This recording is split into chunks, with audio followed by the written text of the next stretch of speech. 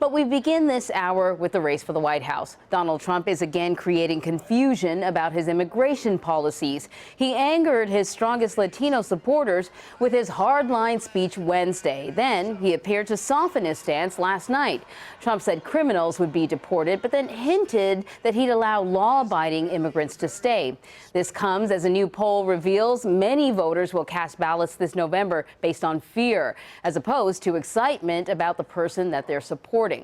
For more now on the presidential race, we are joined by Reid Wilson in Washington. He is a national correspondent for The Hill.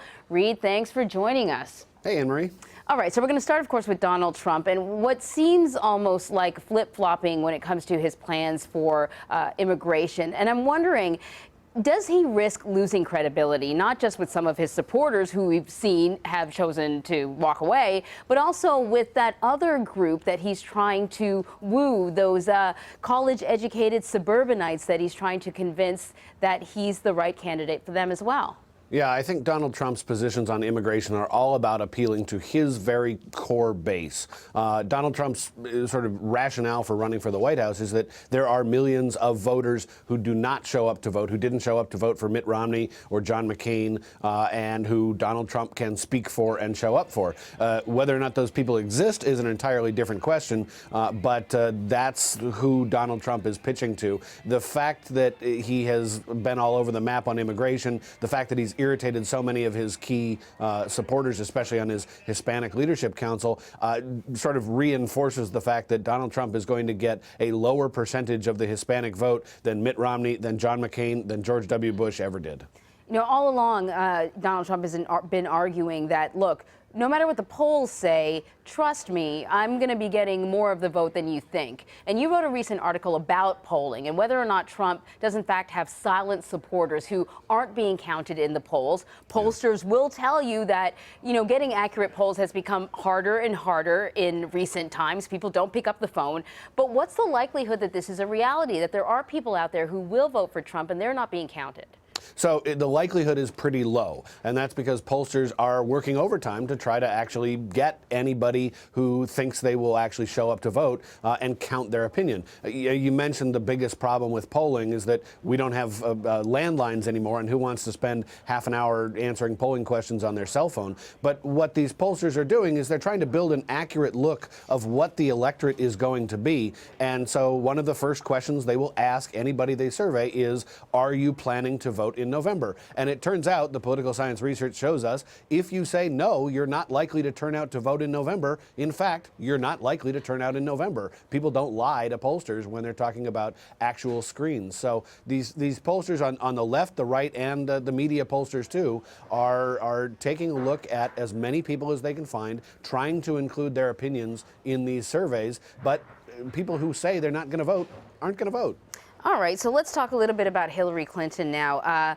Her sort of minute-by-minute schedule when she was Secretary of State is going to be released, and no doubt her opponents are going to be scouring that information to see if there's any overlap, anything that looks untoward in regards to her charity organization.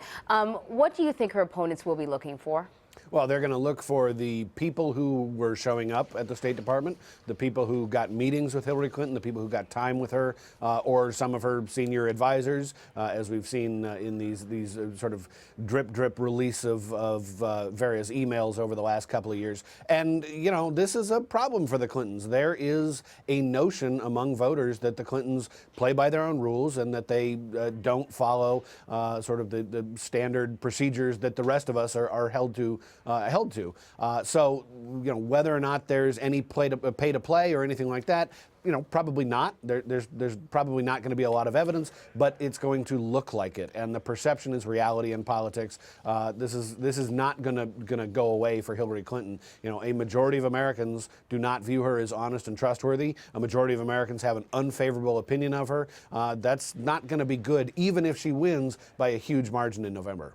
Reid, before I let you go, I want to ask you one more question about Donald Trump. He has hired a new deputy campaign manager, David Bossie. Bossie served as president of Citizens United, the conservative group that is best known for the Supreme Court case that overturned campaign financing laws.